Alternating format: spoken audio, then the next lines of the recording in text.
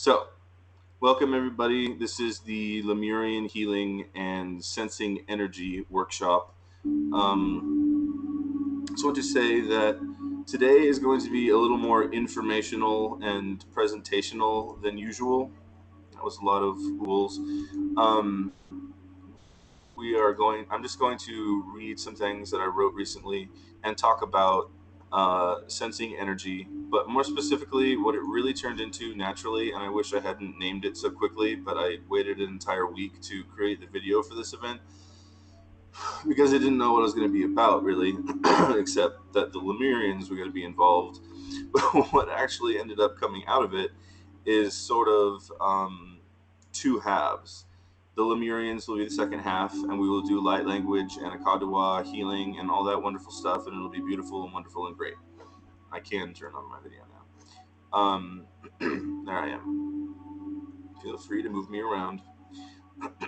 um, and the first half will just be me telling you about some things that I think will help you with energy healing in general, but with meditation as well. And it applies almost more to meditation in a way. But someone told me once, um, that before you do energy healing on someone, before you heal a client, you should meditate. And I never really got it. I'm like, oh, okay, well, yeah, I'm going to meditate. I'm going to still my mind. I'll get into, a light, sense of peace or whatever, and that's great and all. But it never really hit me until much later that meditation is a form of energy work. It just happens to happen in your own mind. But what happens in the mind, and this is what we're going to be talking about: focus, attention, intention, all of that good stuff, actually creates a circuit, a physical energetic circuit between the object of your attention, the object of your mind, and your actual brain and your third eye, or whatever you're using, for that type of focus. Um, and when you do that, when you meditate the right way. Who's that? Ah, welcome everybody who's just coming in. We're trying to get started. If you have any problems, please use the chat window over in the corner, and let me know if something's going wrong. Also, on the ADLLI Facebook page, you can chat with people and somebody will try to solve your problem.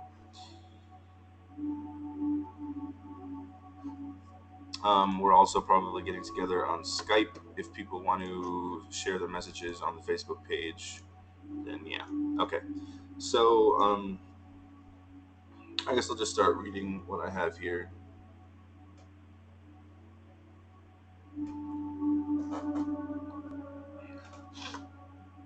And we are, we are going to use,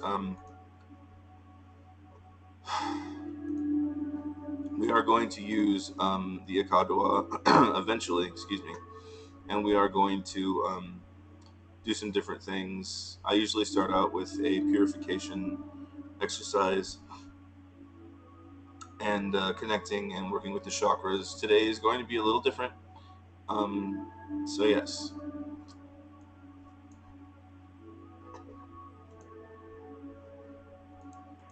I think I will start with a simple exercise. Let's see, how loud is that? It's probably good for you. Okay.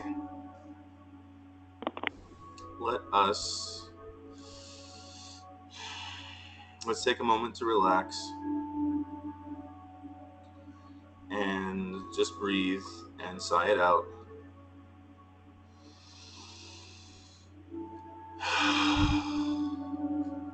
Relax your whole body.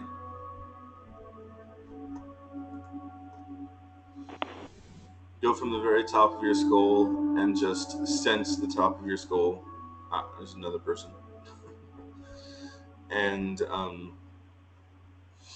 with your attention and your focus, just imagine that everywhere you focus relaxes automatically. Okay?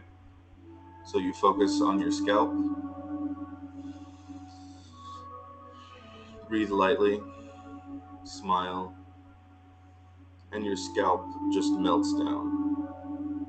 Focus on your temples and any tension there, and your attention relaxes that area. Nobody's watching, hopefully, so just let your mouth hang open, let everything come down. Relax, relax, relax.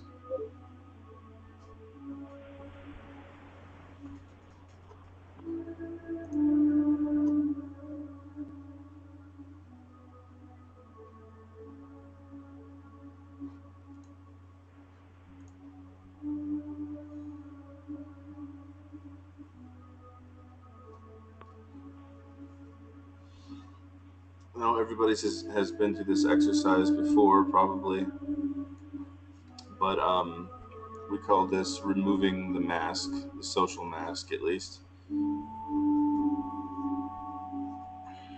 Sit up straight, your spine erect, and just take your fingers and as lightly as possible touch from the top of your scalp and slowly, like dripping honey or molasses, and barely, barely, barely touching the surface of your skin, just move all the way down your face. It's almost like you're just barely allowing the tips of your fingers to tickle the skin of your face, and all the way down. When you relax the face, you relax the entire body. Okay? So do it one more time, as lightly as possible, barely, barely, barely touching. And just allow your entire face to melt and relax.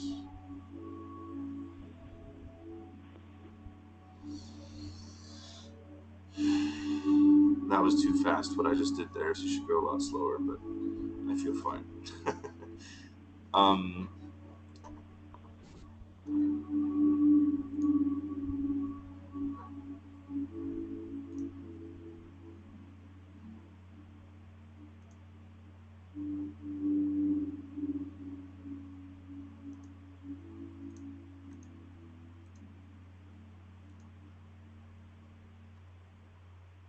there it is. So I'm not used to this thing yet. This is a new version of Fuse for the new people here, so I'm sorry that's taking me a while to get going, but everything's a little up in the air.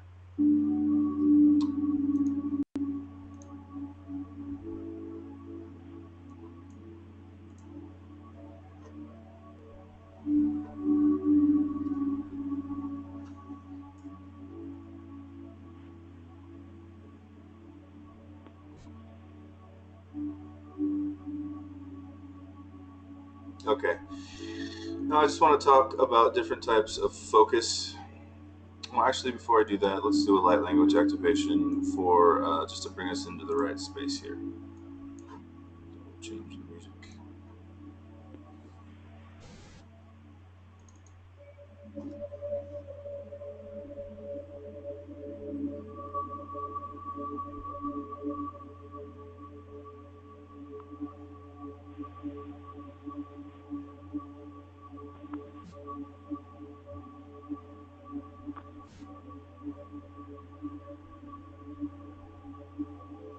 Okay.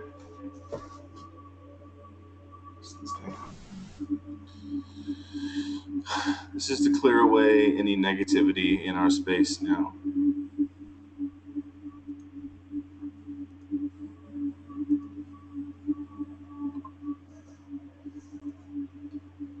This is sort of like void energy, or energy from the center of the galaxy, center of the solar system, like black hole energy. And it relates to the void variety of the Akadua.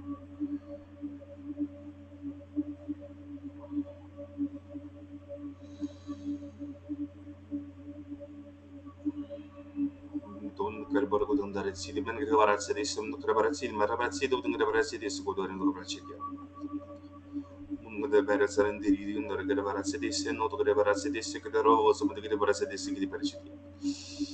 Manakanakan Benabaran so that the Garabarasi always from the Garabaradis, putting Varasidis, put the Rachidis.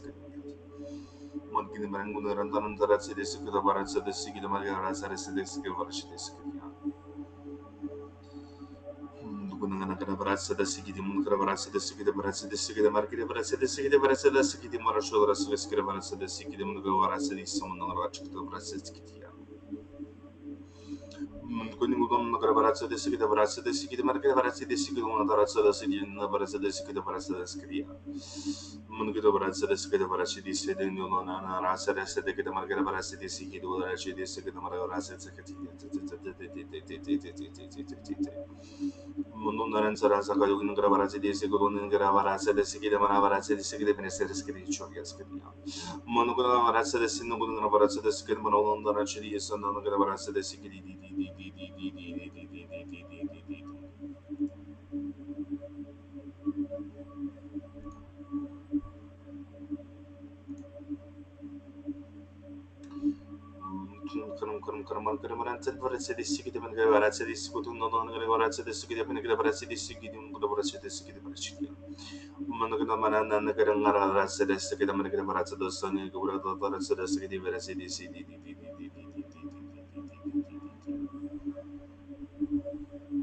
sort of energy also relates to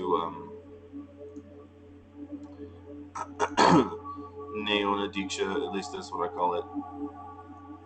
Oh, I can make it bigger. It works. If you're at all interested in working with that energy, it's something else that I offer. Alright, now I'll get to the main point of all of this. This is a little different, again, than I usually do. It's much more talky and informational than other things. So I'm just going to go back to this because it sounds so nice.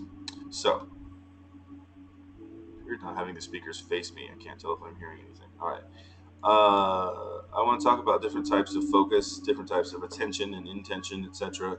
What we're trying to focus on here is sensing energy better. And again, it doesn't actually seem like I'm going to be talking about energy sensing techniques, but I am. Because energy is consciousness, consciousness is energy, physicality, our physical bodies are energy. And so when you talk about sensing energy in general, it's like, well, what's the difference? You know, I mean, my arm is energy and I'm physically sensing it by touching it, you know, like that's a different thing, obviously, but it's still energy sensing energy. When it comes to the subtle energies like Reiki or just Chi or whatever, we all have the ability to sense it. Usually, what gets in the way is either physical stuff like really, really, really bad karma and diet and all kinds of junk that's clogging our systems. But even when that stuff gets away, you don't always hear about people who go on, you know, crazy diets for the rest of their lives or become super vegans or only eat raw, naturally sensing their personal energy. They don't automatically become, you know, Taoist masters or whatever. It is a pathway to get there and to sense energy well, but it's only part of the equation.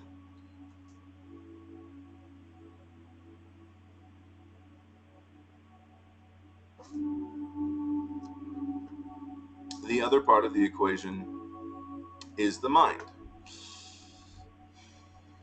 Just moving stuff around here.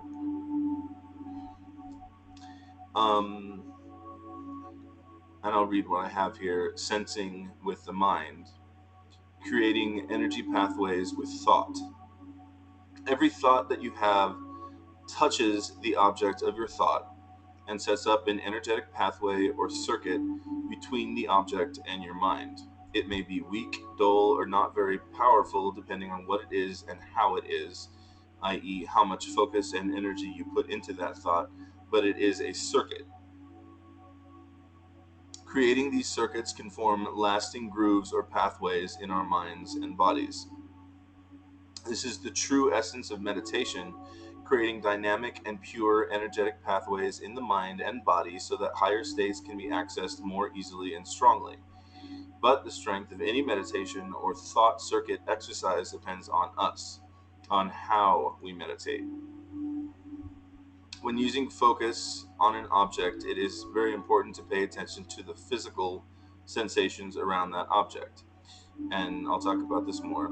I can direct energy to my heart using my mind, but it is much more powerful to use mind, breath, and touch all together. Thought or focus is a form of touch, but to bring the attention back to the physical sensations reinforces that and makes the meditation much more powerful. So, what I wasn't saying in here also was that if you want to, and this is really the point of the whole thing, if you want to sense energy better, like if you want to feel the Akadawa better, if you want to feel your own chi better or whatever, there are different techniques that you can do, like pushing, focusing and pushing in energy and pulling it back and stuff like that, or whatever. If you really want to sense energy better, you need to change your mind. Okay? And what I mean by that is you need to change your perception. What I mean by that is you need to change your consciousness. Changing your consciousness can be done in many, many, many, many, many, many, many ways. But what I want to do today is change consciousness with intention and breath. So, that's what we're going to do a couple exercises of before we get to the Lemurian stuff. And it's fine because this is only supposed to be an hour.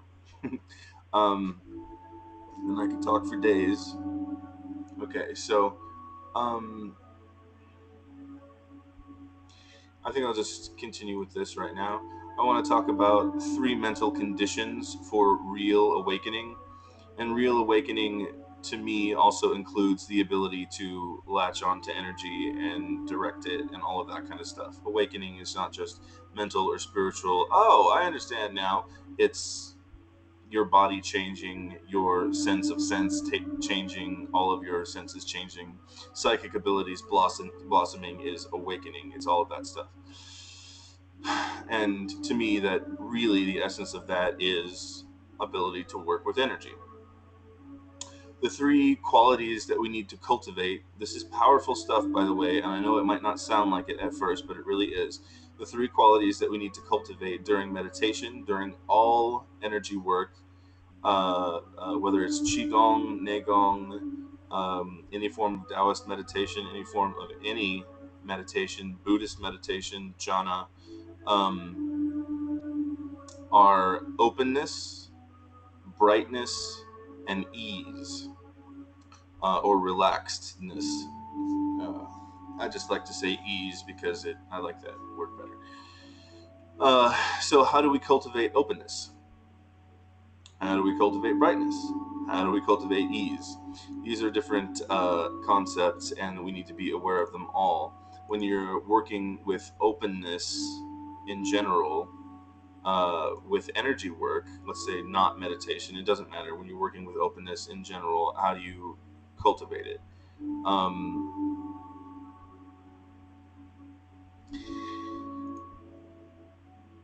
The way I like to think of cultivating openness is by using the dreamer's gaze exercise as an example. So I'm going to take us through the exercise first, all right? We've done this before.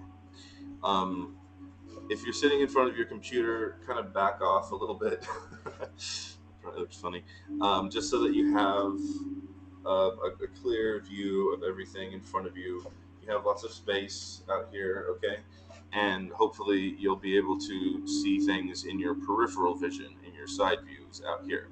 Now what you want to do is back up enough.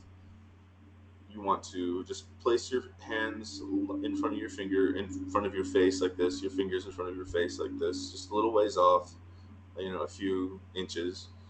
Look straight ahead, but don't look at any one thing in particular. You're trying to take in everything your eyes can see all around you all at once, okay? This really helps cultivate mental openness. And we're going out here like this. Now just lightly look at your fingers. You're not staring at any one thing. Just move your fingers, wiggle them a little bit, and begin to slowly, slowly, slowly move them out to your sides. And just keep staring straight ahead. You're not looking over here, you're not looking over here, you're not gaping at anything this way. You're trying to take it all in at once. So everything in front of you and everything to the sides of you, everything up, everything down, everything in, everything out. And continue until you might notice that as you're still continuing to wiggle your fingers and stare straight ahead, you can go farther and farther and farther out and actually remain aware of the movement way out to your sides, even though you really can't tell what that object is. Your fingers wiggling, you can't really see clearly, but you can still tell that there's something out there.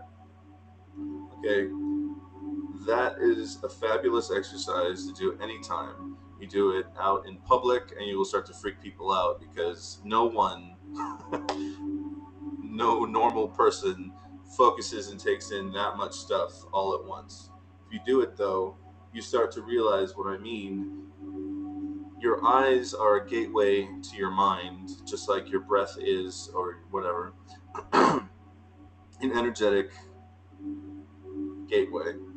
And as you allow yourself to become accustomed to not focusing on any one thing, but completely taking in all of it all at once, everywhere, everything, you start to see that your mind tells your eyes what to do.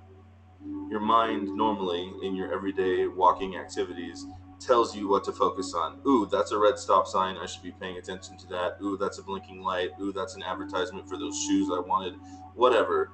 You start looking at all of these things and you completely miss everything else around you.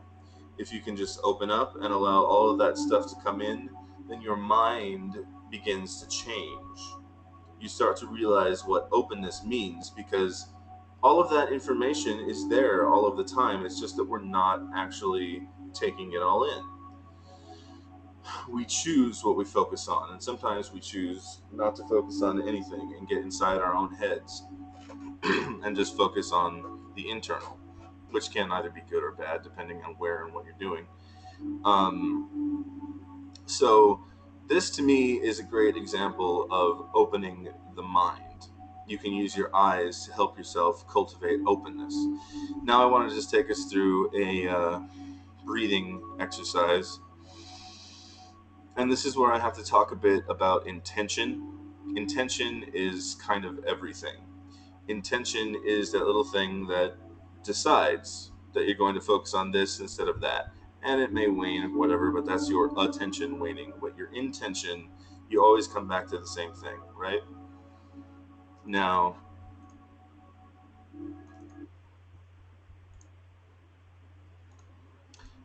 you intend, this is where it gets a little tricky. I'll ease it up a little bit. Think about the word trust. What does trust mean to you? Just sit back and just lightly think about the word trust. I'm not going to tell you what it means because you know what it means. I'm going to think about it myself for a couple seconds.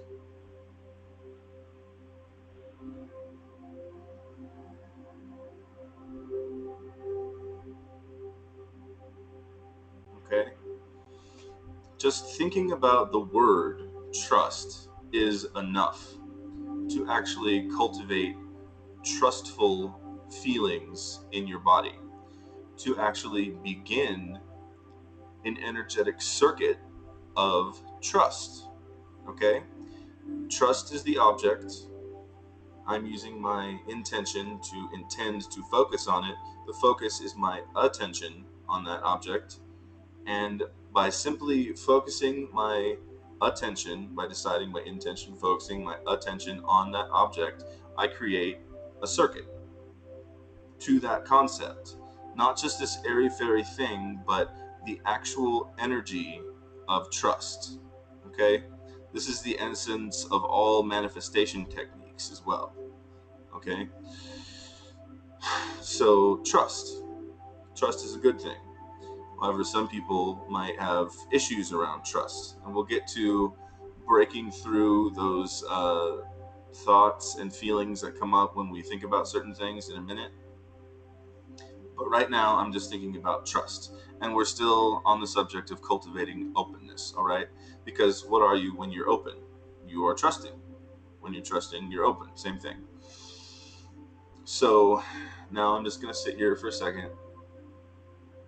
I'm thinking about the word trust.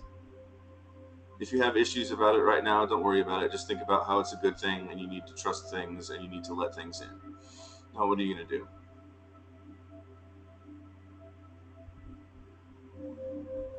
Your mind creates the pathways to this energy for you. Now, just breathe to the word trust. You just think of that. Trust, trust, trust.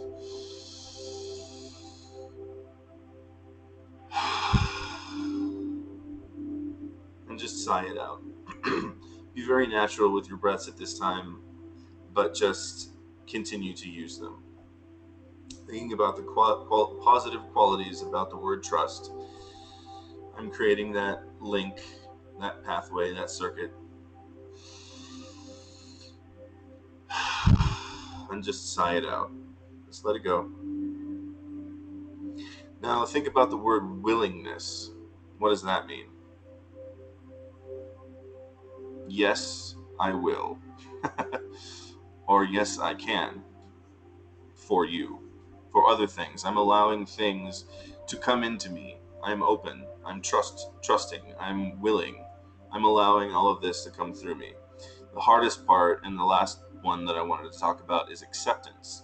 I accept that this energy is coming through me, no matter what it is, because you can have a lot of strange thoughts when you meditate, or you can have a lot of strange thoughts when you do energy work. Everybody does.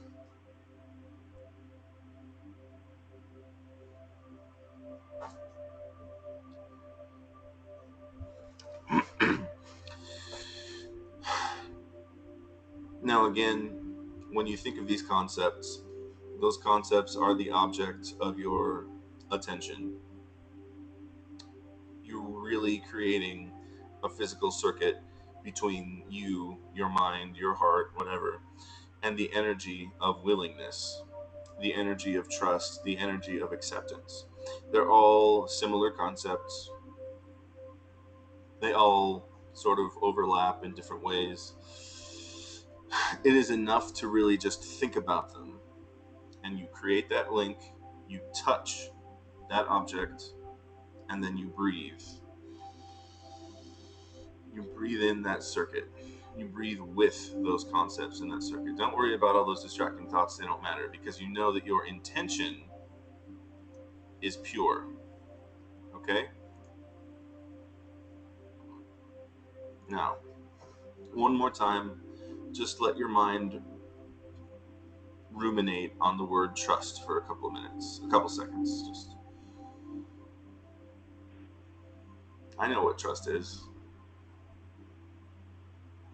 Let your breath just naturally escape. I know what trust is. And breathe in sharply. And just let it go. Just let it sigh out. Think about willingness. Let your breath escape. I know what willingness is.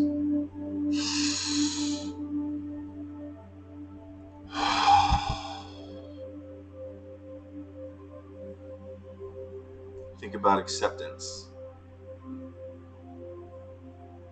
What is real acceptance? Something awful may just have happened to you, and yet you can accept it and even smile and go about your life. Go about love, because there's nothing that you can change about certain situations. What is acceptance? Acceptance is a good thing. Think about acceptance. Think about allowing. No defenses. Defenses cause friction and drama and bad karma. Always, always, always acceptance. Only positive can come from acceptance all the time. Doesn't matter what it is, okay? Acceptance comes from in here. Situation doesn't matter. I know what acceptance is.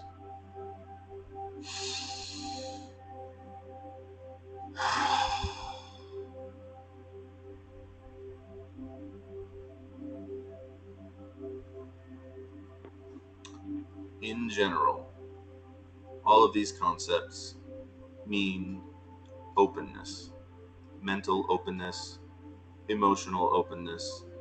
This is a quality that is necessary for awakening. True, true, true awakening. And by awakening, I mean clearing energetic pathways. I heard somebody go off.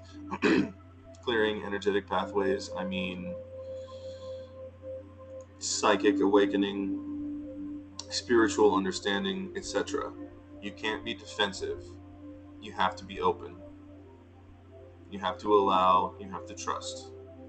It is enough to think about these things, latch onto them with your mind in a positive way so that you're not focusing on why you're not a trusting person. You're focusing on how trust is, what trust is, why trust is good, how positive trust is, and breathing it in and letting it go. You're sort of, I don't like this word, but this is the best way I can think of it. You're sort of attacking that concept with your breath. You let it all go out,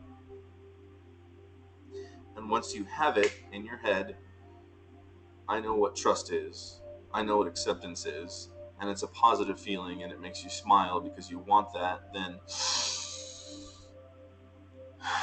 attack it with your breath. I don't like the word attack because it's too strong, but that's the best one I can think of. So yeah. Ah. Okay. Now, another one for true awakening, we need to cultivate brightness. This is probably the most complicated one, I think. What the heck is mental brightness? Yeah. Hang on a second. Cultivating openness. Accept, intention, toward, blah, blah, blah.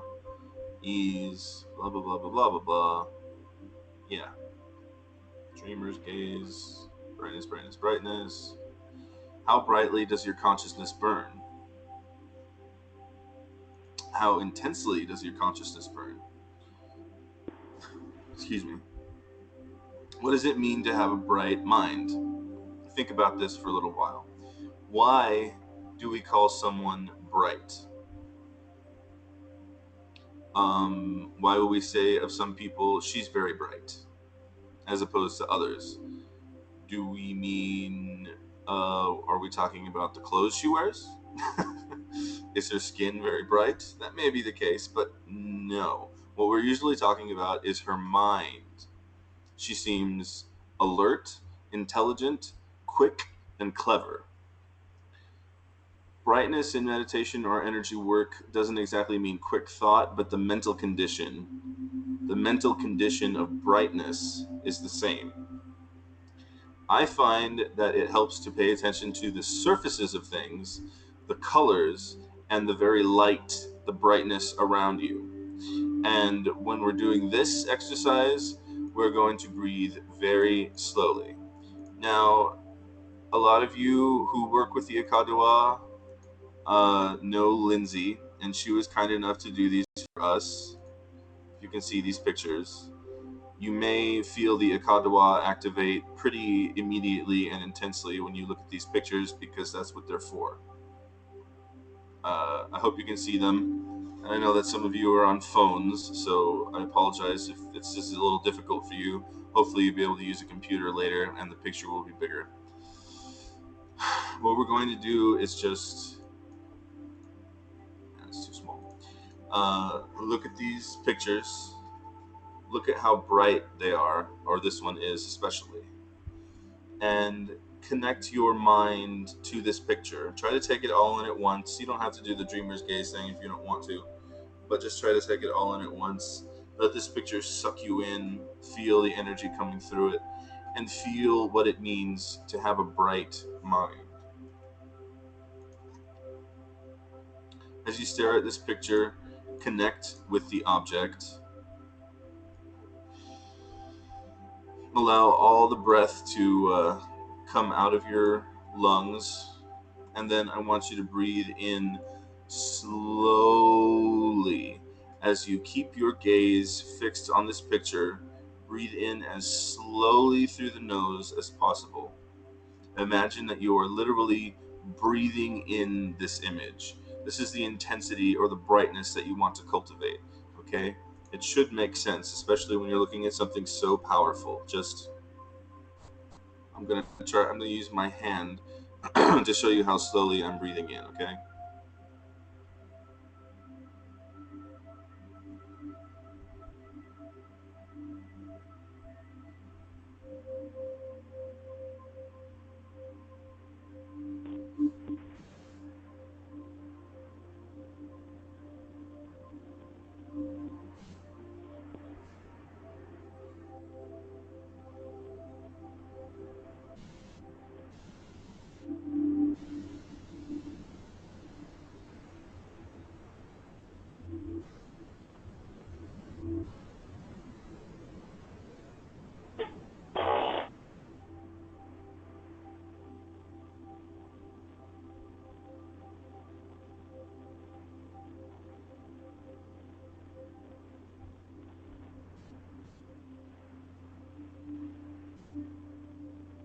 Now, breathing this slowly can sometimes cause us to get sleepy, but that's exactly what I'm trying to avoid. So make sure that you can take in all of this picture at once and stare at it intently. I don't want you to strain yourself or anything, but just take the picture in. It's difficult to be dull minded while looking at it anyway, and then just.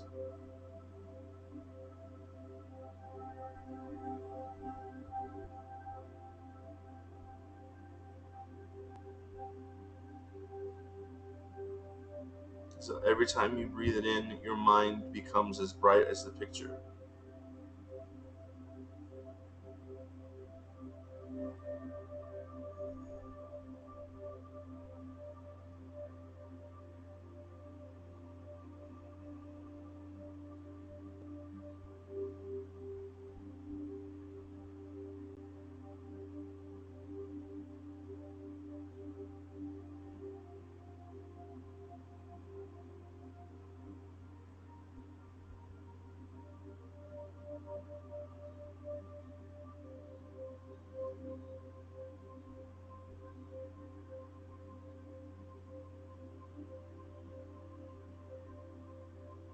Allow yourself to become lost in the picture, but don't allow yourself to become sleepy. That is the opposite of mental brightness. Okay? I hope this is making sense to you.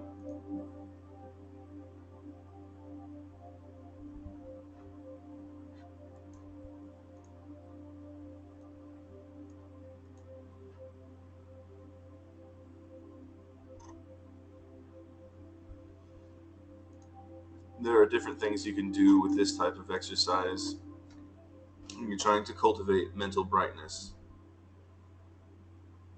Think very much about the sensation of breathing in very slowly.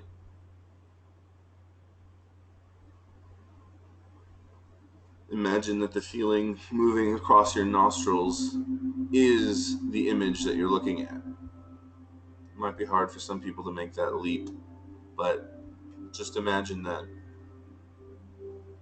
Imagine that you're smelling the object that you're looking at, that you can smell the brightness of this object, that you can smell the color of this object.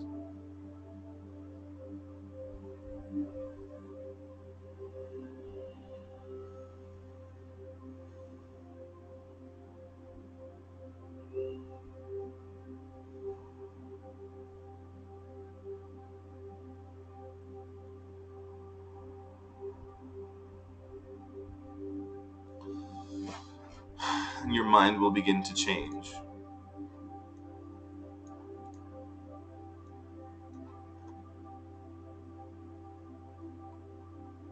Now, ease or relaxedness, that's why I don't like that word, is probably the easiest, no pun intended, to cultivate.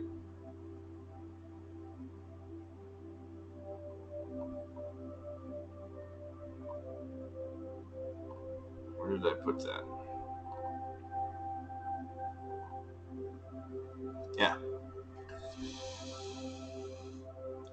While trying to keep your mind open, spacious, that's the best word, another word for it. Probably should use that one. Keeping your mind spacious, you just breathe in and let go. Breathe in and let go. It goes along with openness in a way. Ease goes along with openness.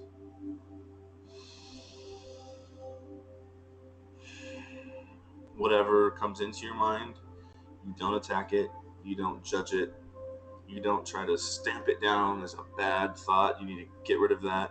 It just is. You accept it and you move on. You allow. It's hard to talk about cultivating ease, I suppose, because that's all you're trying to do. You're trying to be relaxed. You're trying to be easeful. You're trying to be not trying. You're just allowing. Okay? These are extremely powerful concepts to get into any practice. If you can cultivate openness, brightness, and ease during your meditation, you will go leaps and leaps and bounds ahead of where you were before. Because a lot of meditation is about concentration, and these meditations are about a certain type of concentration as well. But concentration to us usually means focus on it, don't let it go, don't let it go, and that's not easy. That's not ease. That's not open either. You're narrowing your scope down to one thing. You want to be easy, easeful, relaxed. Allow your mind to be spacious and open. Use that dreamer's gaze exercise and notice things. Notice the things around you slowly, and you will cultivate brightness. The slower that you do that, the brighter your mind will become, and the quicker it will become in faculty. It's kind of the opposite thing here. You are paying attention to so much, not contracting, not getting all tense when it comes to paying attention, but being open to everything and allowing to just burn itself into your consciousness. Okay, these are all energetic pathways. They all loop around to each other, and they're all the ultimate conditions for awakening. Now, there are billions of conditions for awakening, and there are a billion different techniques you can use to do it. These will help you immensely. Now, you may have noticed by now, or whatever, if you have been working with other energy, specifically here, we like to work with the Akadua, that your sense of that energy just by participating in these exercises has already changed.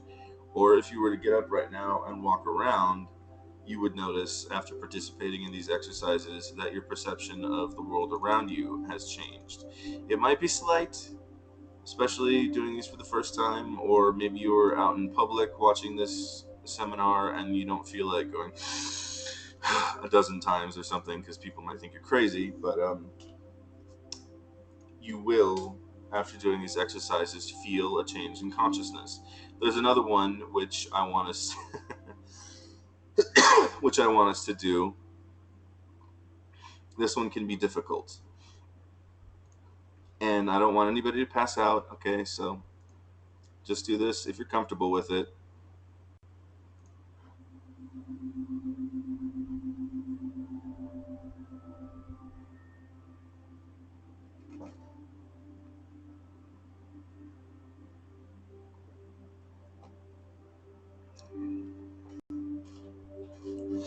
Stare at this picture as we are doing.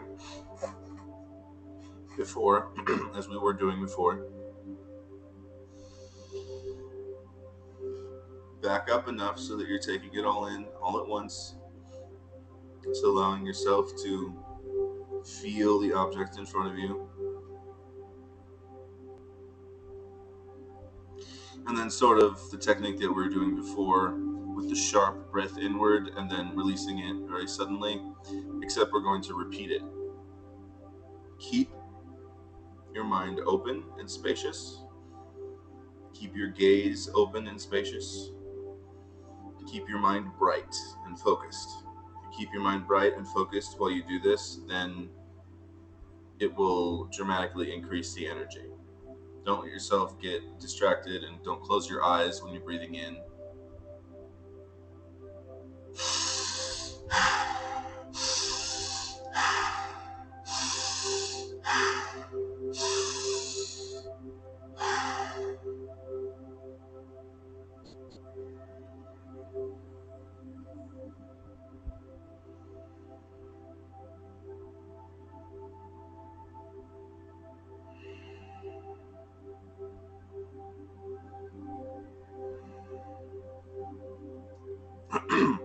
You want to stop before you get lightheaded, and you want to again make sure that you are very particularly focused on the brightness of the object or whatever it is in front of you.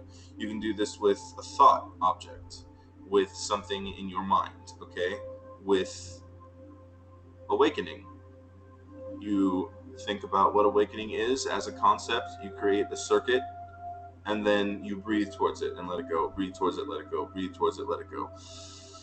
And you will be clearing a lot of things out in your mind and in your energy body, in your physical body, that is hindering that circuit.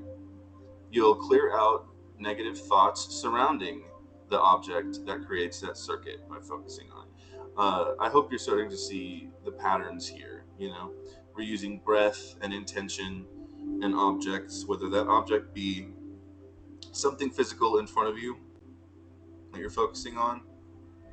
We're using the mental qualities of brightness, spaciousness, or openness, and ease or relaxedness, um, and to cultivate the right qualities to have a difference in consciousness occur. Um, and of course, that can also be a thought object as well, not just something physically in front of you. So if you want to do this exercise again, then we can do it again. I would like to do this one again. Specifically, if you're activating the Akadua or whatever, this is a great one to do. And this is where I will delve in a little bit to when I was talking about now. If you were to get up and stand around and walk around or something, you would notice that your consciousness has changed a little bit. Things are a little different because you're participating in these exercises. There's a lot of energy flowing between all of us, etc. Now, what you want to do is participate in these types of exercises and then activate the Akadua. Then do Qigong or any type of energy work. Then do your meditations. You will notice the quality changes because your mind has changed. You're starting to focus on certain things. You're starting to make clear circuits instead of those messy, muddy circuits that we all have all the times where our minds are going like crazy. So what I'm going to do personally, I'm going to stare at this object. I'm going to allow my mind to be open and spacious all the way out here. I'm going to allow my mind to be easy and restful, relaxed. I'm going to allow my mind to be bright. It's what I'm seeing in front of me automatically cultivates brightness, and I won't let that go. And then I'm going to do my breathing exercise, and as soon as I'm done, I'm going to start activating the Akadua and see how it feels different. If you don't have the Akadua, then it doesn't matter. Just activate it anyway. Everybody here is also going to be getting a temporary transmission, and a couple of people are getting the next levels, so I haven't forgotten about that as well. So let's try this again. Open, bright, easy.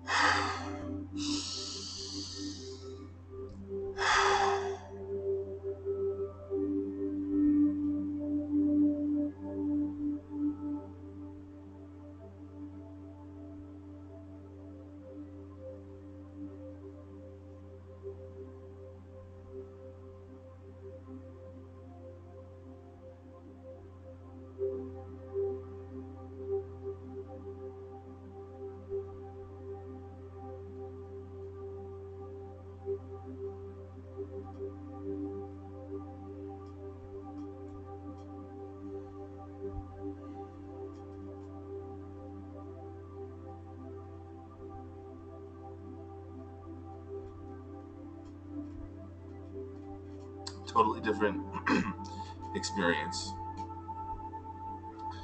Now, you can do techniques like that and activate the Ikadoa or any type of energy, and it will very obviously change your mind. It will change your perception. After a while, you will start to be able to have that difference of experience, the different quality of the experience. Whenever you activate the Ikadoa, you won't have to use different techniques to make it feel a certain way. I mean, the techniques are simply to clear out certain circuits, certain circuits, so that you can feel and perceive the Ikadoa or Reiki or whatever you're using in an easier, better way. Okay, and then you will start to automatically be able to cultivate those mental qualities as well. You will be able to, all right, I need to relax my mind, and you will be able to do that automatically. I need to cultivate brightness. Okay, all right, I can do that and do that automatically. Then you will also find the more you work with this type of technique, when you activate the Ikadoa, and again, I'm just using that as an example because that's what we mostly use here, uh, you will find that it automatically activates those circuits, those mental circuits, and starts to cultivate those qualities, mental qualities within you without having to think about them. So if I'm using specifically openness, brightness, ease, and activating the Ikadoa gets involved in those circuits. And then naturally, when you start to activate it, it activates those circuits as well. So you can start to use it for so many different things. And those three things in particular, you can use it for anything, joy. You can start to cultivate a circuit of joy so that when you activate the Ikadoa, that circuit starts to activate again and you get very happy. Negative things start clearing out. You start to feel joyful, bliss, whatever. Uh, but those things specifically, those three qualities, are very essential for awakening. So using the Ikadoa with those techniques, using those techniques and the Ikadoa, and then you just start using the Ikadoa normally, it starts to activate those circuits and those preconditions for awakening. Then you start to have much more profound experiences with altered states of consciousness occurring when you simply use the Akadua. Okay. I think I have a little bit more.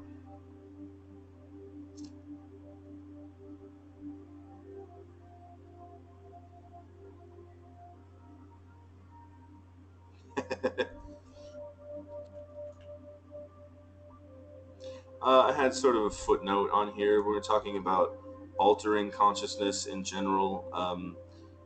That's the point. Altering consciousness is the point. If you alter your consciousness and then use any type of energy, you will sense the energy better. You will sense it differently. Uh, and like I said, they start to reinforce each other.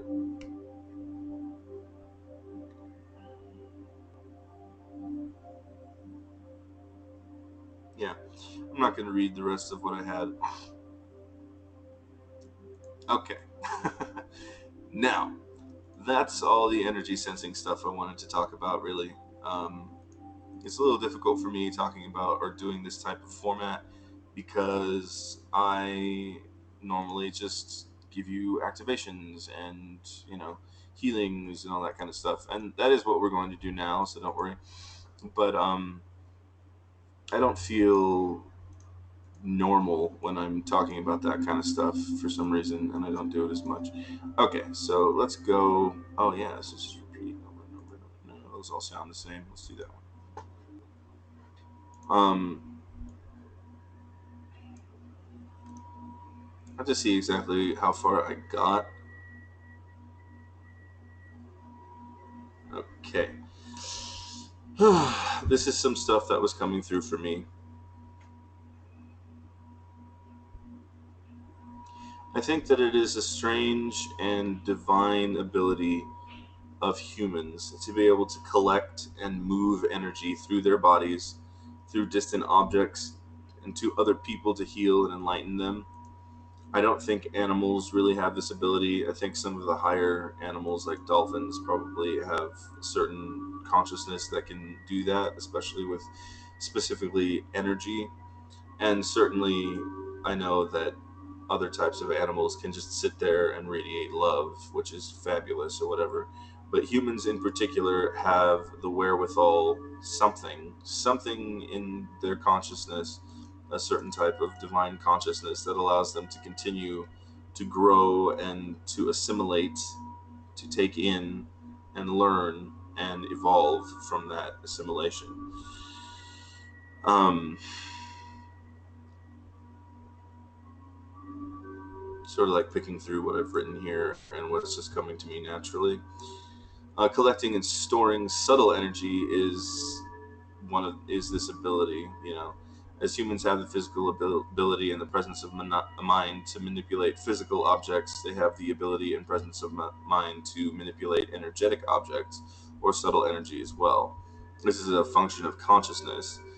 What it does, this is what it does: it swirls around itself and other types of energy. It collects them, imitates them, keeps them, throws them away, integrates them, and coalesces around itself to create a newer form of consciousness. This is the process of learning or assimilation, and in turn is also the process of growing or evolving. And I think that humans have a sort of unique ability to do this. And I related this personally, recently, in my own thoughts, back to the Akadua and back to the Shro, which Atlanteans or whatever were supposedly using for a very long time as a type of energy or physical substance that they were cultivating that energy like you would cultivate a garden, uh, taking that energy into their own minds and bodies and hearts. Our bodies are like crystals, focusing, using that, storing it up, moving it around, changing it, adding things to it, integrating it, giving it to other people, etc. Uh, I believe that this is a very unique quality of humans to be able to do this, and it's divine. Okay, animals don't do this, not in the same way that we did originally. I don't think. At one time, this is where it turns into more of a story, and this is my perception from my channeling and so on. At one time, very early in our history, before the Atlanteans, before the Lemurians, humans could easily and strongly sense and manipulate all types of cosmic, spiritual, and physical energies around them. It was easy. They did this so amazingly well that they learned too fast, grew too fast, and caused imbalances in the fabric of reality to which they were born. It's my belief, I guess, or understanding that humans were pretty much like genetic experiments by the Anunnaki, who, in some people's versions, are these evil reptilian super beings, and in other people's versions, are actually very enlightened beings. Uh, they had the ability to connect to God consciousness, as the creatures on Earth did not. And I believe that they took those creatures on Earth and sort of spliced their genes with their own to create a sort of more intelligent Earth being, right?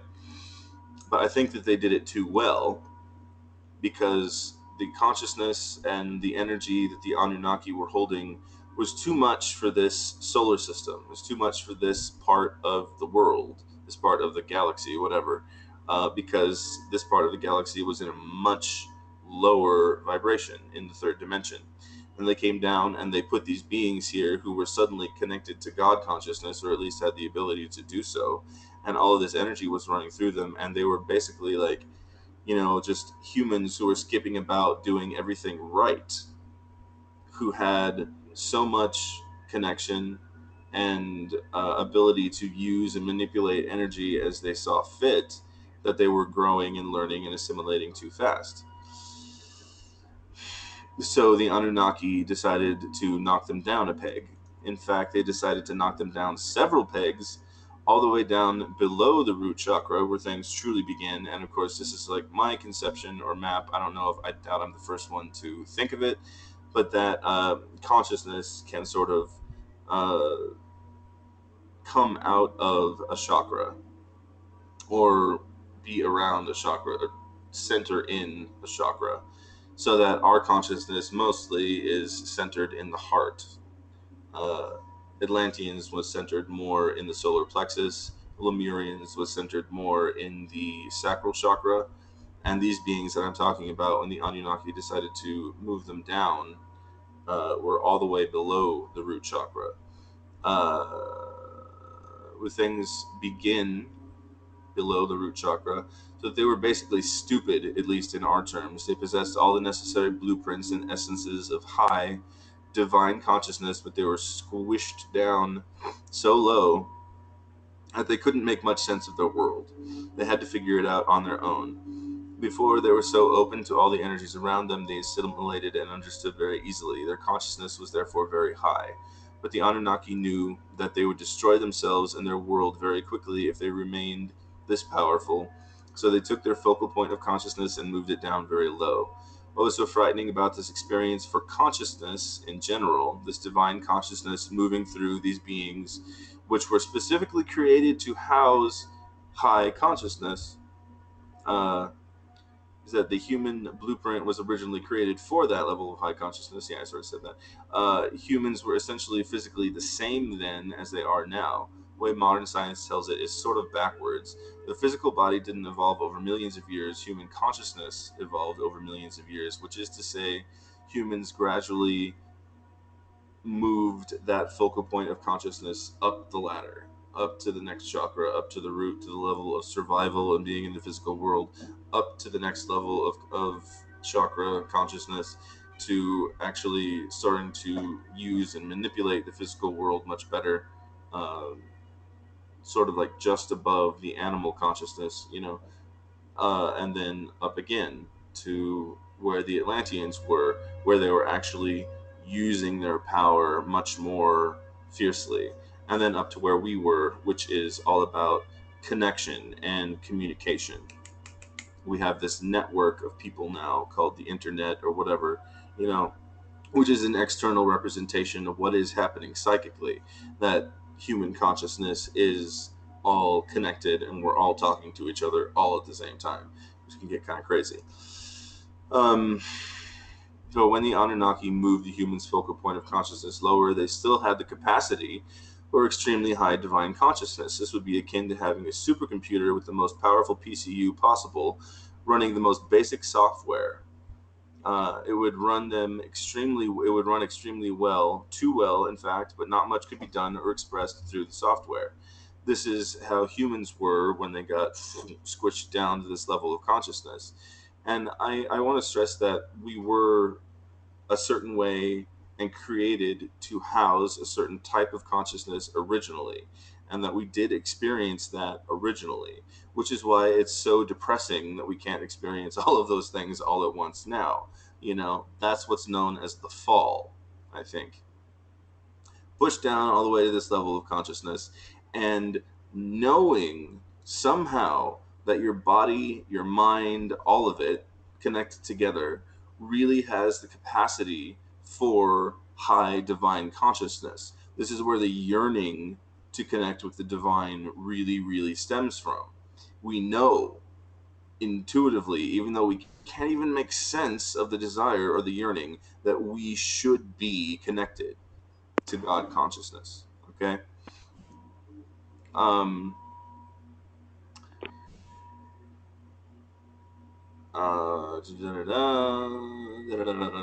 So that's my little story for that. Um. And history has basically been different levels of human beings existing at different times for certain, lengths of time, Ah, somebody wants a break. I think this would probably be a good place to take a break.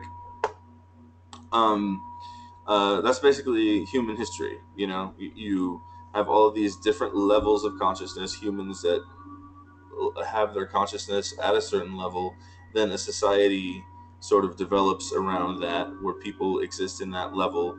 And then as they grow, they either abuse that power or embrace it and figure it out. And then they move to the next level. Every time we move to the next level, that old society seems to, at least in our minds, be destroyed. It might be physically destroyed, or it might just be destroyed in human consciousness because we have evolved beyond that, and that evolution may happen very suddenly to some people, or it may happen very slowly over a very long period of time. So I don't know what the humans were exactly like when they were all the way squished down below the root chakra, and I don't know what the root chakra humans were like. Maybe we'll get there eventually. But the Lemurians were at the level of the sacral chakra, and when we get back from a little break, that's exactly what we will do.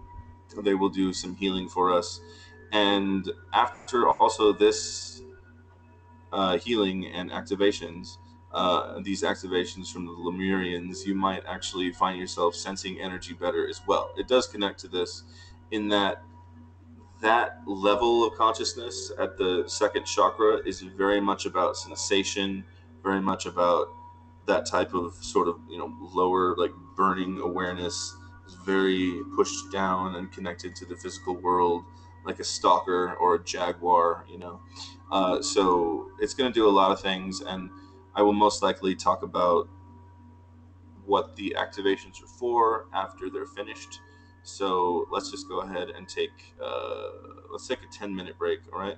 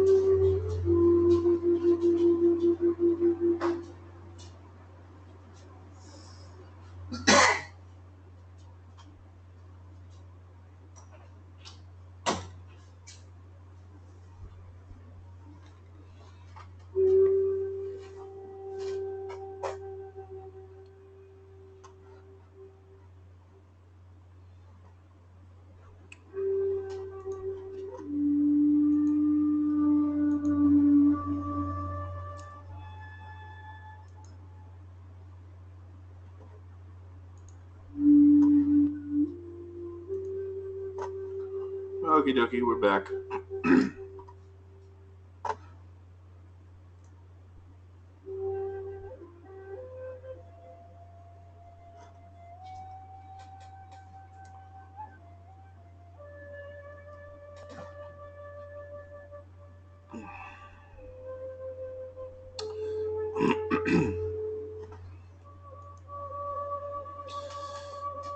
So,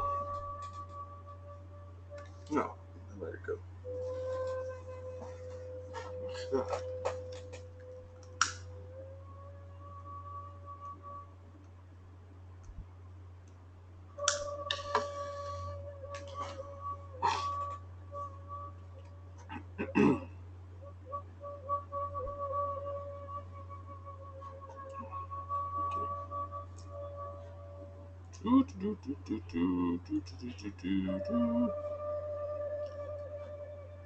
Oh.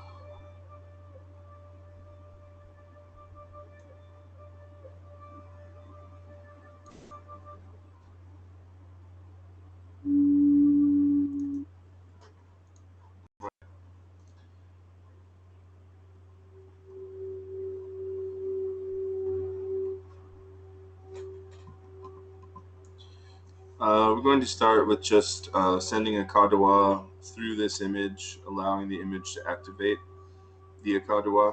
This is oceanic, which of course relates to the throat chakra. So just stare at the image, allow your energy to come through, allow the energy of the image to come through to you. Everyone is doing the same thing.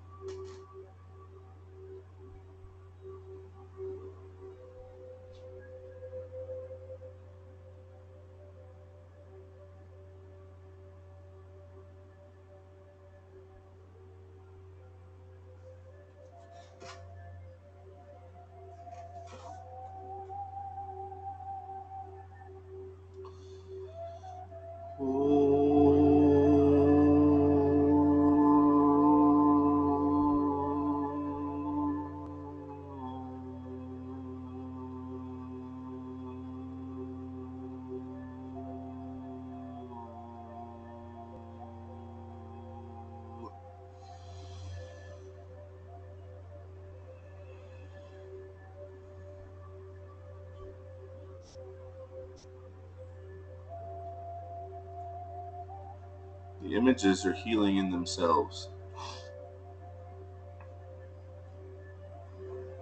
that everyone else is pushing their own energy through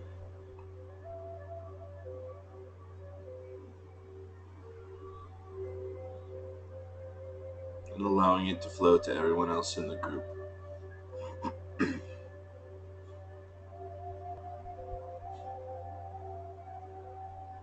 This is where the quality of openness helps. You can be open to all the energy coming towards you.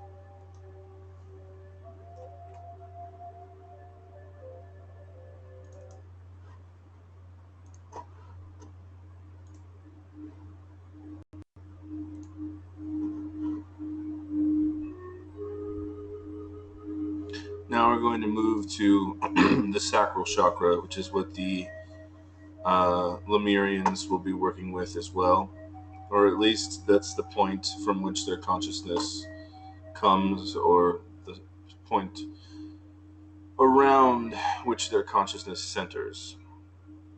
This relates to the lunar variety of the Akadawa.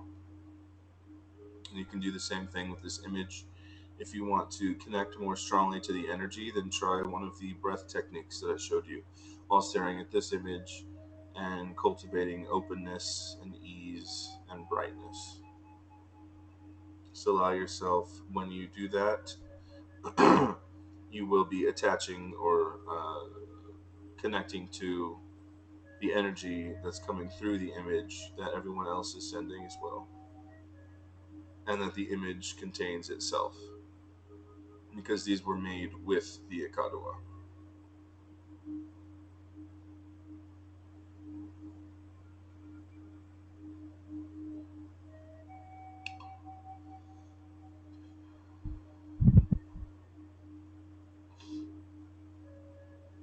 After this, I will start the Lemurian balancing activations, and then we'll end with those people who are sticking around for getting their next level of Akadua. Which everyone else can stay for too. That's fine. It doesn't. It's not just personal.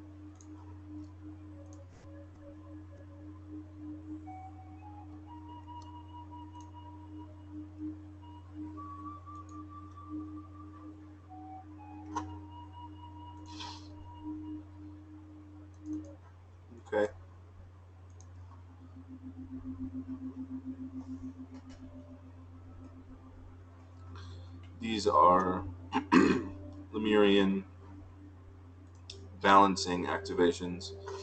The Lemurians, as beings, as humans, who centered around the sacral chakra, were incredibly comfortable with their sexuality, with their sensuality, with the duality between male and female not really being such of a duality.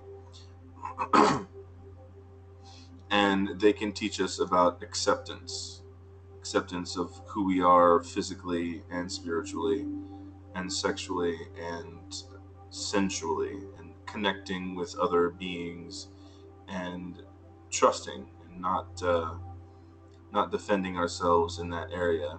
And movement has a lot to do with this as well. Um, Sensuality, as in movement, dancing, um, how we carry ourselves, basically.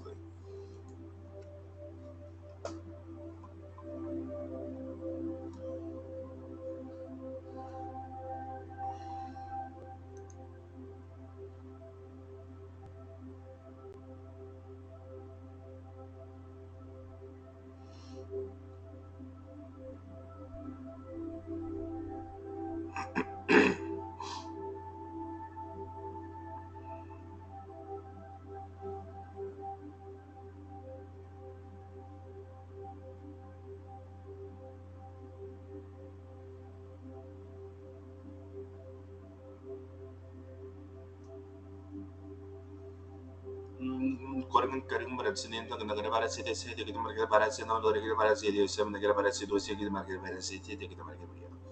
Monocle Parasa, Gurian Parasi, the secret oil, Naski, the secret of the city, secret market Parasati.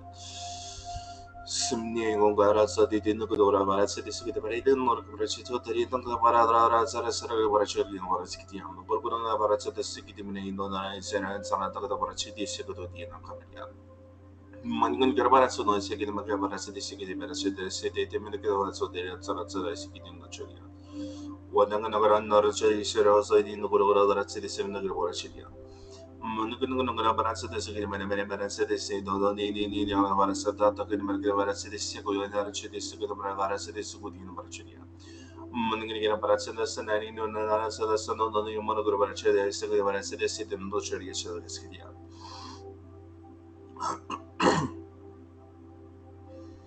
Manduk kita para senda kita marga para senda sekilo ino kita para senda sekilo marga para senda sidi mende kita para senda sabata kita para senda sekilo para senda sekilo shori yang semua kini ya.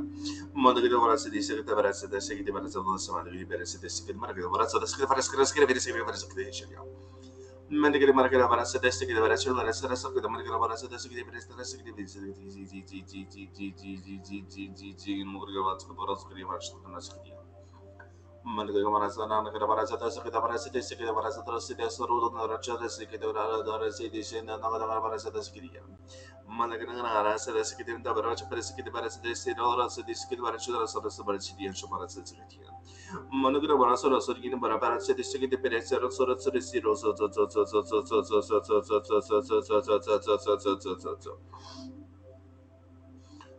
Mungunin Mungu Varasides and the Varani, the Varasides, Lodan in the Varasides. Manakura cities to go to another Varasa, the Soto Varasides,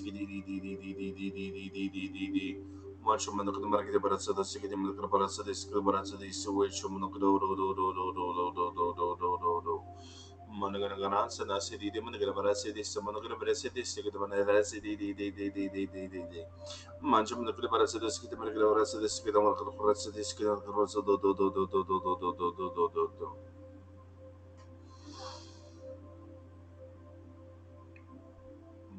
Doin Coraudo in Margaramarana, Ratsa, the Satam, and the Caraparasa, the Setat, the Ratsa, the Secretana, Shadrasa, the Secretary in Korean. Monoculan Rata, the City, the Margarasa, the City.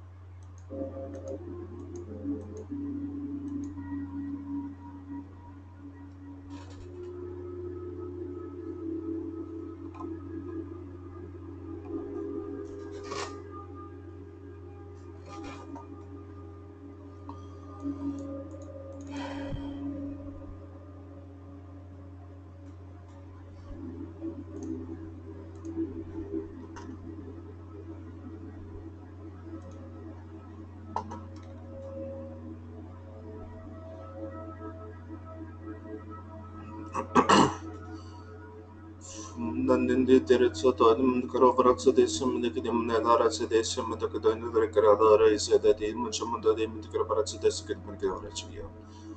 One and again in the Garans and then some like the Endor Baratar, some like the Barato, the Resaras Revis, the Market Barasa, the Sikit Marachigan. Common Karakara, the Simitic Baritski, the Beres of the Skutum, the Bratsa, the Sikidino, the Gravasa, the Skitia. Some negative some of the Marodani, no, I answer on the Kanamara city, so the Graveres, the Satik in the Gravasa, the Sukudino Karachi, the Sakritia.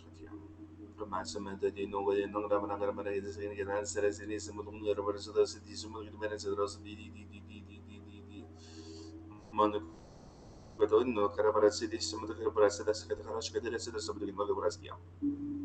Manipulan Sarasi, the Maran, some of the Indian, some of the Market Borashido, the Indian Boroska, the Secret Market Borasi, the Secret Barashi, the Secret. Some of the good Nana again, Naravans and the Seniki, one of the Brasilis, put on you, Nana, and on the Brasilis,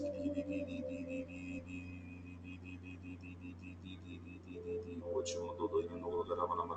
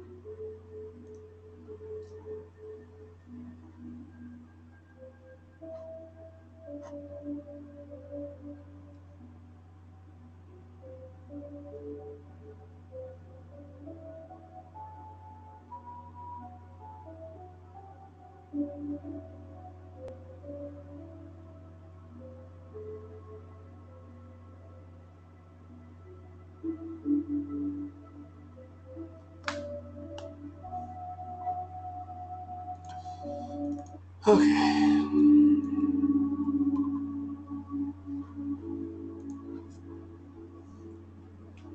That part was a little shorter than I expected, but um, okay. So, those of you who want to stick around for the Akadwa boost and or jumping to the next level, those people of you who are already who asked for that, you may stick around. And I'm just gonna do that. And that is the entire thing, which interestingly enough, went almost 2 hours, and that's how long the paid event is supposed to be. But I guess that one will go a lot longer. So we'll see. I know that this format was very different. Like, not just the format. I mean, the content was different, and I talked a lot, and I had different things. So if you have questions, please just email me or message me on Facebook about any of the techniques and stuff. Um, I hope that it was helpful to you and that it can help propel you a little bit in your own journey and your own practice and techniques and all that kind of stuff. Um, yeah. So if you wish to disconnect now, you may do so and ask me things later. Or if you wish to